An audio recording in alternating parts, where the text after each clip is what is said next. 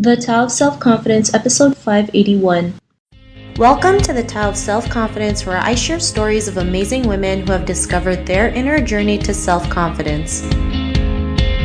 Visit our website at thetaoofselfconfidence.com. Your inner journey to self-confidence awaits.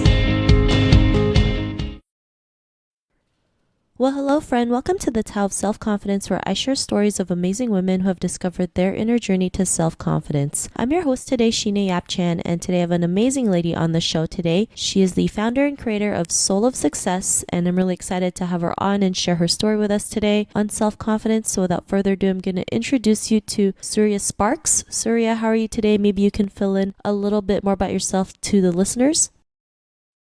Hi, Sheena. Thank you for having me in your show. So, I'm Suria and the founder of Soul of Success. And it's been, I would think, like a 40 years journey just to discover self-confidence and who I truly, really am. Yeah.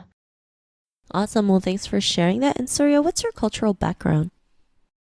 I've been raised in Singapore. I've been here like all my life. I've studied in the US, I've studied in Australia, and I've lived in Malaysia as well. So it's kind of like mixed background for me because I'm half Indian, half Malay, and then it's like a very mixed breed in Singapore. Once you're in Singapore, you're like a mixed salad. They call it like a roja. So different flavors in me, you'd say. Yeah. Awesome. Well, thanks for sharing that. And Suria, what would be your favorite self-confidence quote? Mine would be, have a why that makes you cry, and you will find a way that makes you fly. Before you fly, first love yourself. Thanks for sharing that great quote. And I truly believe, having a huge why does really help you with your confidence, especially when it's something that's, bigger than yourself that can fit everyone in. You'll just have that confidence to go out there and do it regardless of whatever situation you're in. So thanks for sharing that. And Suria, in your own words, how do you define self-confidence? Self-confidence, I think it's about really being in love with ourselves. Like if I would just say in just using I being in love with myself, fully embracing me for who I really am, the light side of me, the shadow side of me, the every side of me, whether when I'm up or when I'm down, when I'm achieving something or when I'm in a space where I do not achieve something that I want and I'm beating myself up and I'm crying and I'm upset and I'm frustrated, and when I tell myself I could have done better, that moments when I just sink into that depth of my sinking feelings, it's like kind of accepting me in every phase of me, whether when I'm happy or when I'm really sad, and not judging me for having to feel anything that if you're just happy, then you accept yourself, oh, this is a good time for me. But when I'm sad and then I say that, oh, this is not a good space for me, it's not that. Self-confidence for me would be for me to accept every phase of my life, even when I'm not feeling good about life itself, like to tell myself it's okay not to be okay, and to really embrace myself for every part of me without placing any judgment on myself. And that's, to me, is my true blue self-confidence blueprint. Thanks for sharing that. Yeah, I totally believe self-confidence is loving yourself, including your flaws and weaknesses, is just loving every part of you regardless. So thanks for sharing that. And Suria, what was your life like before your discovery of self-confidence?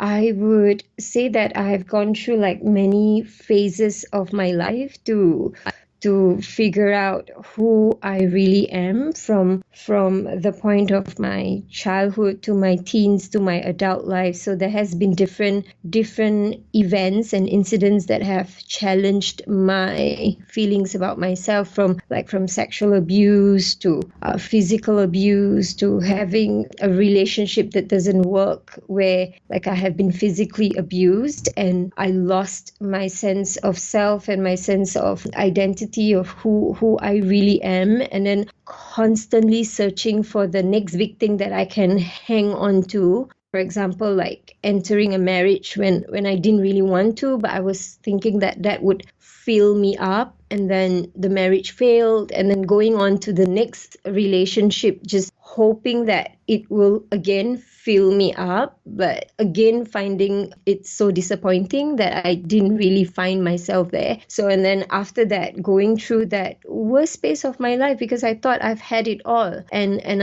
I pursued everything on the outside, from relationships to my financial success, and like really climbing every possible mountain that I can climb. Like I climb Mount Everest, and then what's next? And I would achieve a lot of things in my life, like in terms of the success on the outside, like the publicity, the money, the business success, and all of that. But on the inside, I was really crumbling, and I knew I was going into very deep depression. Thanks for sharing that. And, what was that point in your life when you realized you were more than enough to go out there and be the person that you are today, especially, creating, your own business, learning to love yourself? What was that aha moment?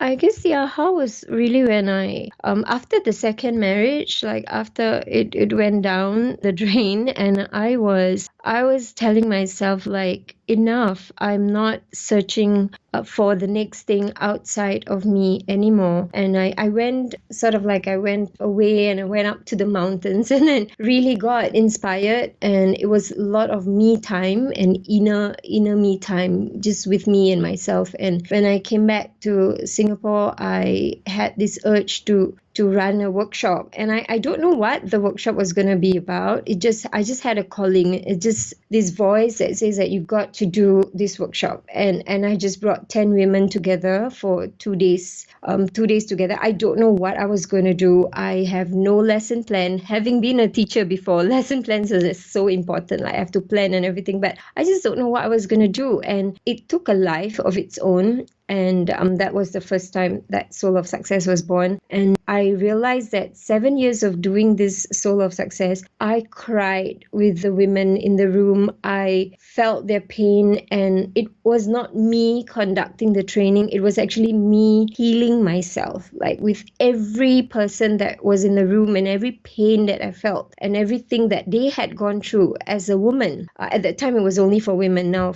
I open it to men as well. But at that moment, that was when I saw myself. That was when I realized who I am, by looking at these women as my own mirrors. So as they picked up their life, I picked up mine, and I began to know who I am, began to love myself as I help them love themselves. So it's a 7 years journey of helping people heal, which is actually helping me heal. So that's how I gain this self-love for myself. I end up just really marrying myself first, instead of like looking outside for love. Yeah.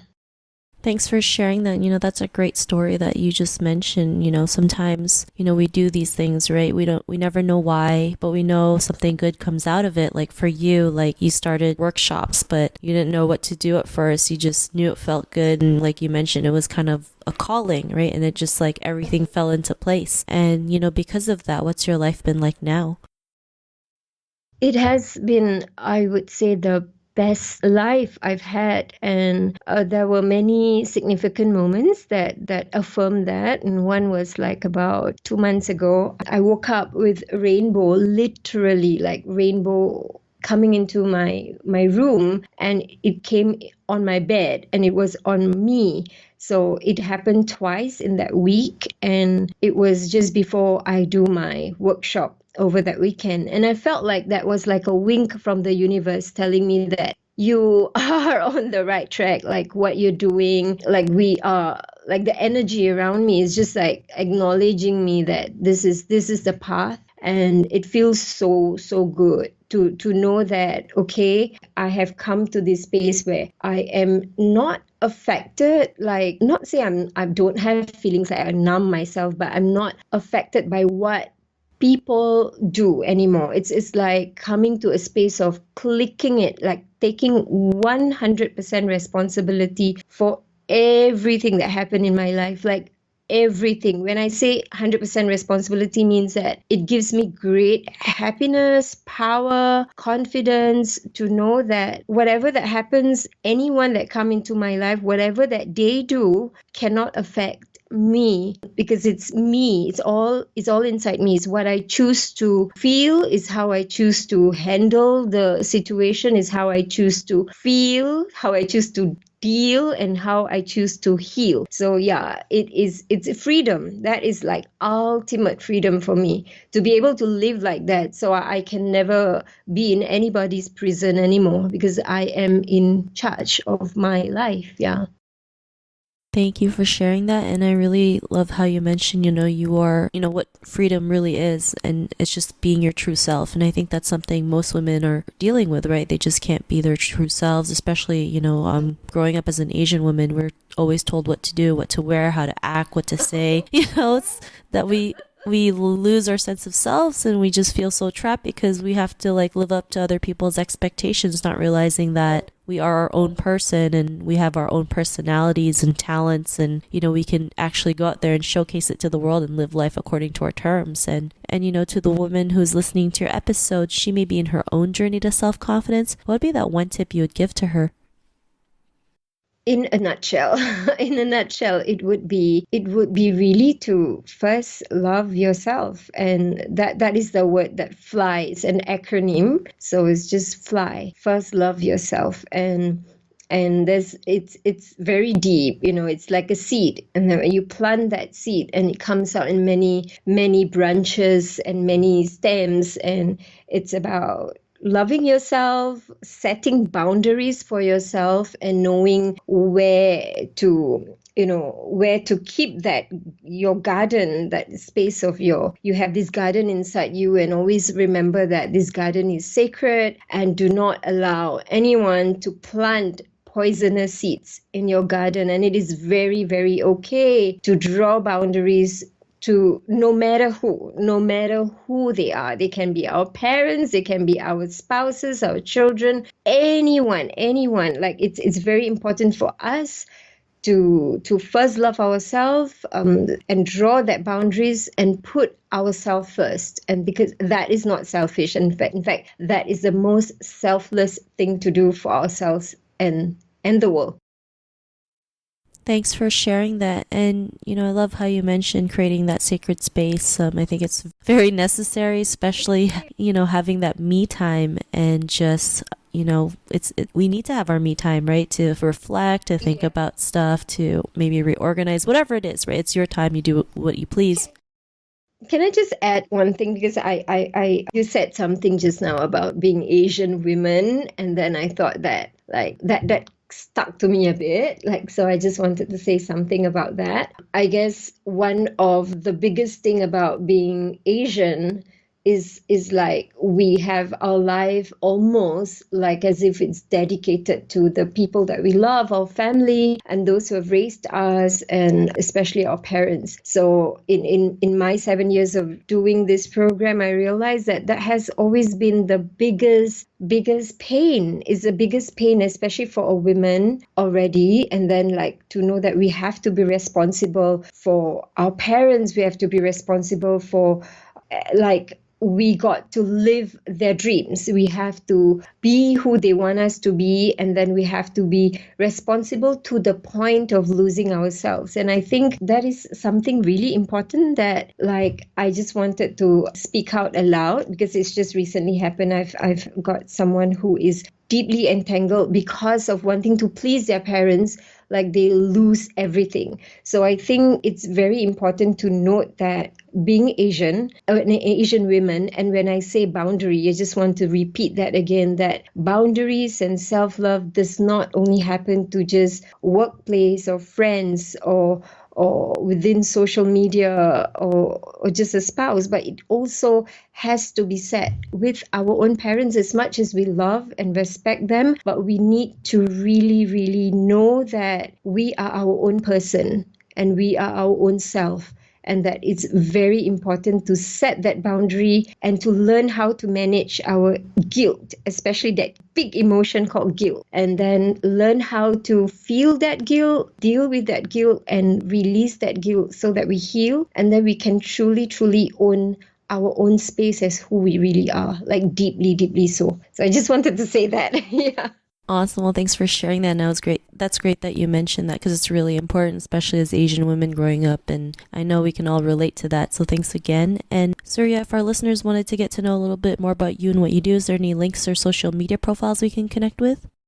Okay, they can check me out on Facebook, and I'm very active on Facebook, Suria Sparks, or can just get my 30 days online program at soulofsuccess.life. Awesome. Well, thanks for sharing that. And to our listeners, if you want to connect with Suria, you can also head on over to the taoofselfconfidence.com and search for Suria's name. Her show notes will pop up along with everything else that we talked about. And I really just want to thank Suria for taking the time to share her story and tips with us on self-confidence. So thank you so much, Suria. Most welcome. Thank you, Sheena, for having me on board. Not a problem. It was an honor having you on the show. And to our listeners, be on the lookout for another new episode of another amazing woman's journey to self-confidence, and we'll talk to you soon. Bye for now. Thank you for tuning in to another amazing episode of the Tao of Self-Confidence. Get your free self-talk tape for building self-confidence by visiting our website at thetaoofselfconfidence.com. Your inner journey to self-confidence awaits.